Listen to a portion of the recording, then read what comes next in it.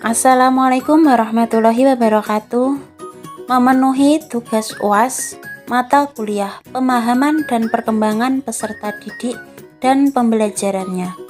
Siti Dwi Susanti, PGSD 3 70000018178 Universitas Muhammadiyah Surakarta.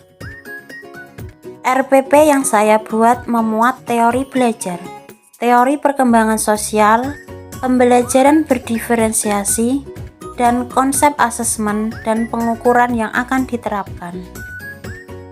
Rencana Pelaksanaan Pembelajaran atau RPP.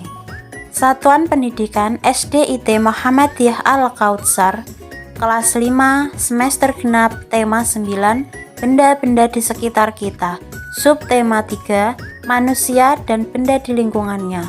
Muatan terpadu bahasa Indonesia. Pembelajaran kedua, alokasi waktu 2 kali 15 menit. Kompetensi inti.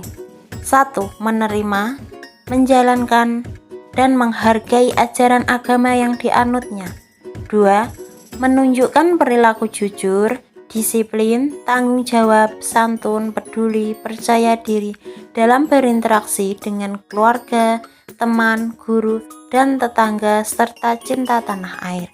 Ketiga, memahami pengetahuan faktual, konseptual, prosedural, dan metakognitif pada tingkat dasar dengan cara mengamati, menanya, dan mencoba berdasarkan rasa ingin tahu tentang dirinya, makhluk ciptaan Tuhan dan kegiatannya, serta benda-benda yang dijumpai di rumah, di lingkungan sekolah, dan tempat bermain.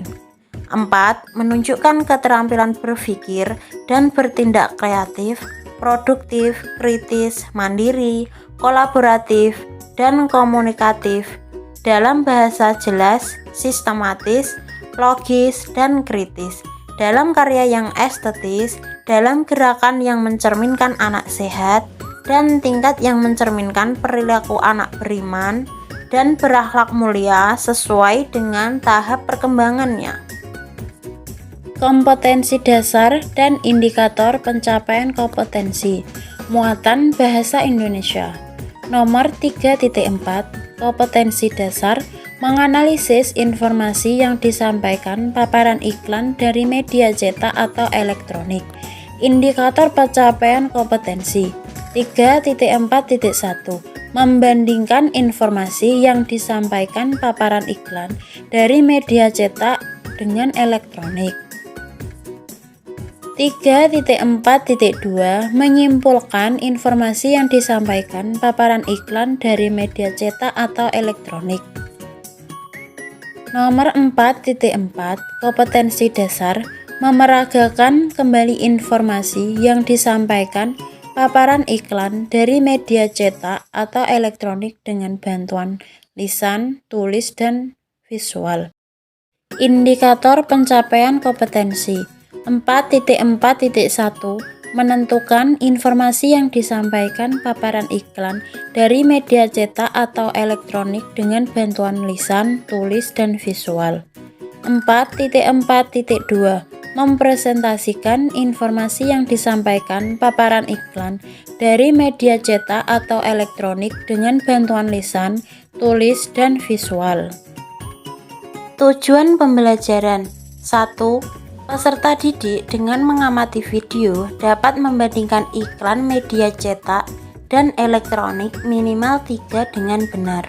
Guru memfasilitasi peserta didik dengan gaya belajar visual dan auditori. 2. Peserta didik dengan mengamati video dapat menyimpulkan iklan media cetak dan elektronik minimal 3 dengan benar. 3. Peserta didik dapat menentukan iklan media cetak dan elektronik minimal 3 dengan benar. Di sini, guru memfasilitasi peserta didik dengan gaya belajar kinestetik. Keempat, peserta didik dapat mempresentasikan informasi yang disampaikan paparan iklan dari media cetak atau elektronik dengan bantuan lisan, tulis, dan visual dengan benar. Materi. Teks menjelaskan perbedaan iklan media cetak dan elektronik. Pendekatan dan metode. Pendekatan saintifik. Model problem based learning. Metode permainan, penugasan, tanya jawab, diskusi, dan ceramah. Sumber dan media. 1. Media menggunakan yang pertama teks materi iklan media cetak atau elektronik, yang kedua video iklan media elektronik, yang ketiga banner, dan yang keempat papan amplop iklan. 2. Alat yang digunakan ada LCD, proyektor, speaker, laptop, dan tablet. Sumber belajar menggunakan buku pedoman guru tema 9 kelas 5 dan buku siswa tema 9 kelas 5, dan menggunakan video yang berasal dari YouTube dan menggunakan aplikasi Quizzes. Di situ sudah dilampirkan link. Kegiatan pendahuluan. 1. Kelas dimulai dengan dibuka dengan salam, menanyakan kabar. 2. Berdoa bersama. Ketiga, guru mengecek kehadiran peserta didik. Keempat, peserta didik menyanyikan lagu nasional Garuda Pancasila, termasuk nasionalisme. Yang kelima, guru melaksanakan apersepsi dengan menanyakan beberapa pertanyaan kepada peserta didik. Di sini termasuk teori perkembangan kognitif. Yang keenam, guru mengajak siswa untuk membuat komitmen. Yang ketujuh, guru menyampaikan kepada murid bahwa selama pembelajaran berlangsung akan dinilai sikap, pengetahuan, dan keterampilan. Yang kedelapan, guru memberikan motivasi. Dalam pemberian motivasi termasuk teori perkembangan sosial. Kegiatan inti. Sintaks pembelajaran problem based learning. 1. Orientasi peserta didik pada masalah. Pada kegiatan ini, guru menampilkan video dan banner mengenai iklan media cetak dan iklan media elektronik, termasuk diferensiasi konten atau isi. Yang kedua, mengorganisasikan peserta didik, termasuk diferensiasi proses. Guru membagi menjadi beberapa kelompok dan membagikan LKPD pada Quizzes menggunakan tablet. Yang ketiga, guru membimbing penyelidikan, termasuk diferensiasi proses. Bersama kelompok, peserta didik mengidentifikasi informasi iklan cetak dan elektronik yang ada dalam LKPD kelompok pada aplikasi Quizzes. Yang keempat, mengembangkan dan menyajikan hasil karya, termasuk diferensiasi produk. Peserta didik menyampaikan hasil diskusi kelompok di depan kelas. Yang kelima, menganalisis dan mengevaluasi proses pemecahan masalah atau diferensiasi proses. Di sini peserta didik mengerjakan soal evaluasi. Kegiatan penutup. 1. Peserta didik menjawab pertanyaan refleksi yang diberikan guru seperti bagaimana perasaan kalian setelah melakukan pembelajaran hari ini? Apa yang kamu pelajari hari ini? Kegiatan apa yang paling kamu sukai? Pada pembelajaran mana materi yang sulit dimengerti? 2. Peserta didik dibimbing untuk menyebutkan kembali kegiatan yang telah dilakukan. 3. Peserta didik dan guru berdoa sesuai agama masing-masing.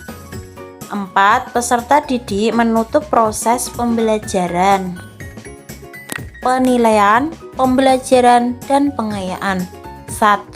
Aspek penilaian yang dinilai: penilaian sikap, penilaian pengetahuan, penilaian keterampilan. Jenis penilaian. Ada proses menggunakan non-tes, yaitu melalui pengamatan dan hasil kerja. Yang selanjutnya ada hasil menggunakan tes. Ketiga, bentuk penilaian.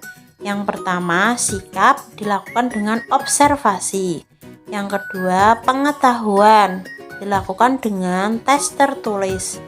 Yang ketiga, keterampilan menggunakan unjuk kerja. Yang keempat, rencana tindak lanjut penilaian. Yang pertama ada remedial, diberikan soal.